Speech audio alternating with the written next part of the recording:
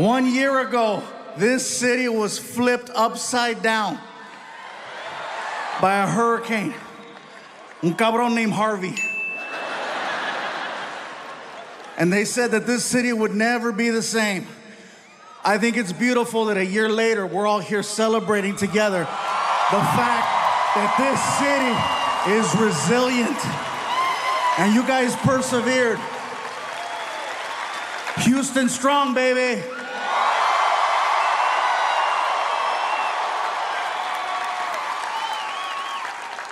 Yeah, that's serious. In all sincerity, guys, I'm not trying to kiss your ass. I already got your money. Freaking Houston, I love this town. I've been coming here for 20 years. 20 years. Started off performing at a comedy club called the Laugh Stop.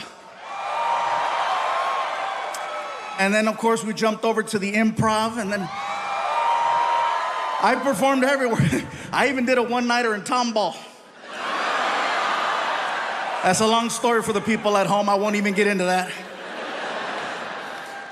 I want to give you guys a heads up and let you know now that tonight I feel extra comfortable. You're gonna notice that you might hear a little bit more Spanish than you normally would.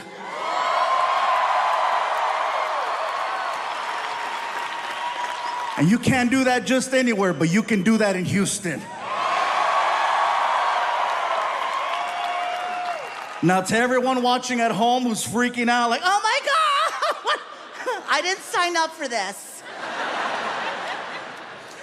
If I say something in Spanish, my promise is to translate immediately so that everyone enjoys the show, okay? Because I know the second I said Spanish, people are freaking out, you know? All the people that drove in from the Woodlands are like, hey.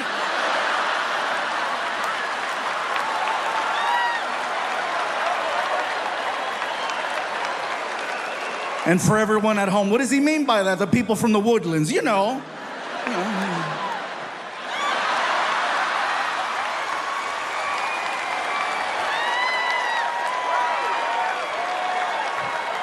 I know he is not referring to us. The nerve of him. He needs to go back where he came from, over by the airline road.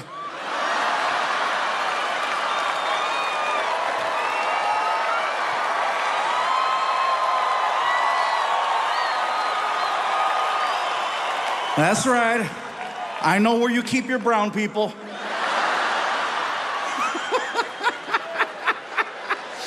This is awesome. This always pisses off Netflix. They're like, Gabriel, we really wish you would just do a show that's general, that everybody understands. Why do you have to make your show so personal? Only people in that city are gonna get it.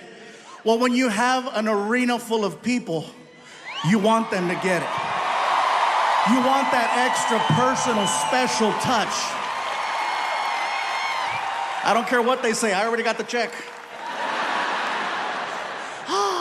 So let me give you a heads up as to what has happened since the last time I did a special. My son Frankie is now 19 years old. 19 years old, high school graduate. He has all his shots, ladies.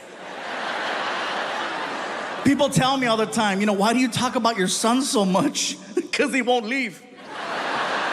Does he like it when you talk about him? I said, no, he hates it. Well, why do you do it? Because he won't leave. I'll tell you what he likes to do right now. He likes to sit around the house and watch videos of other kids playing video games. See, some of you are clapping. I didn't know that was an actual thing. I asked him, what are you doing? I'm watching other kids playing video games. I said, that's really? Why? Well, they're professionals. I'm like, why would you watch something that you could be doing? Because they're professionals. That's dumb. Really, Dad? Every Sunday, I see you watching football. How come you don't play? I didn't even argue. I just cut off the internet. My son's problem right now is that he has, according to him, too many options. Okay, that's his problem. I'm like, poor guy. I have so many options, Dad. I don't know what to do. Write them down. Put them on a wheel. Freaking. Today, plumber. Something. The problem is we go places, people find out he is my son, and then they offer him opportunities. He doesn't understand that that's not how the real world works. I know about struggling and clawing and fighting for the opportunity to do something. He doesn't get it yet. And that's my fault. For example, I take him and his mom out to dinner, okay? I took them both to Red Lobster. Now, Houston, me personally, I love Red Lobster, okay? And not even for the seafood. I'm talking about the biscuits. Oh, yeah. So we're sitting there and we're having a conversation with our son about life, opportunity, what does he want to do with himself? And as we're talking to him, the manager from Red Lobster walks over to our table. And he's being really cool, right? He's like, hey. And I'm like, hey. He looks at my son. Is this the infamous Frankie? I said, why, yes, it is. He just graduated. Congratulations. And he's looking for a job. The manager goes, oh, say no more. And he gives my son a business card. And then he starts to say, listen, Frankie, this is all you have to do. Just go online and fill out the application. Once it's registered, call me personally, and I'll see to it that you get an interview. The only position we have available right now is for a host, but there's plenty of room for opportunity here at Red Lobster. Besides, you got one hell of a reference. And then he walked away, and I was like, oh my God, I'm gonna get free biscuits.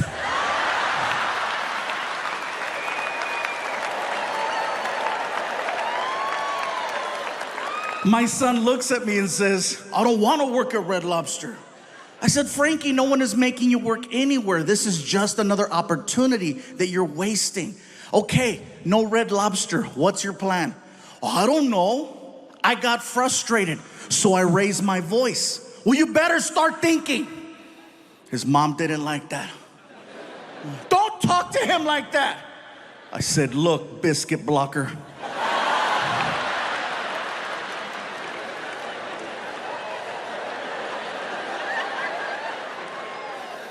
See, up to this point, we have agreed on how we raise our son. But in this situation, she's trying to protect him from the world. I'm trying to prepare him for the world. If he cannot handle me raising my voice to get his attention, to see the bigger picture, he's not ready for a world that doesn't care about his feelings.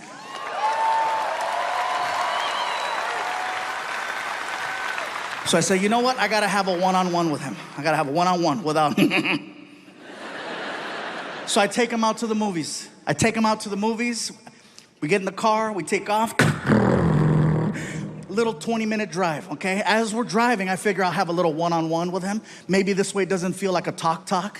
I thought he understood what I was trying to say.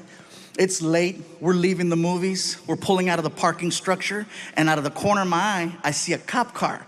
And I made a sound. I was like, ugh. And Frankie goes, what is it, Dad? I said, there's a cop at the light. What are you worried about? He's gonna stop us. How do you know? Watch. I made that left turn. Frankie's losing it. It's happening! I said, relax. I pull over. Cop pulls up from behind. Immediately. Driver, windows down. Oh.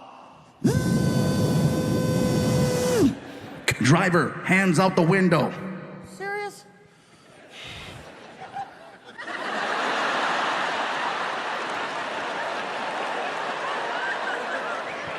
Both of them. I can't, I'm fat! He gets to the window and he's got the flashlight and he shines the light right in my face. He's like, license? Yeah. Here. He takes the license, and then, of course, do you know why I stopped you? Officer, no, I don't, but I'm sure you're about to tell me. You don't have a front plate on your car. said, officer, you're absolutely right. I do not have a front plate on my car, but my name is actually on the front of the car. Excuse me, my name is on the front of the car. I own a 2012 Ford Flex, and the Ford Flex has the actual word flex written on the hood. I have a friend who does custom automotive work, and he took all the letters off the car except for the letter F, and he made letters so that it spells fluffy on the hood. Okay? Yeah, it sounds impressive. You can do it too for like $23. It's not that bad. They're like refrigerator magnets. You can even move them. Like one day a letter flew off and it said foofy. Look at me, que pendejo. I know, stupid, right? So the officer walks around to the front of the car and he takes his flashlight and he shines the light right on the hood. And he does this, he goes, I knew it. And my son goes, what does that mean? I said, that means we get to go.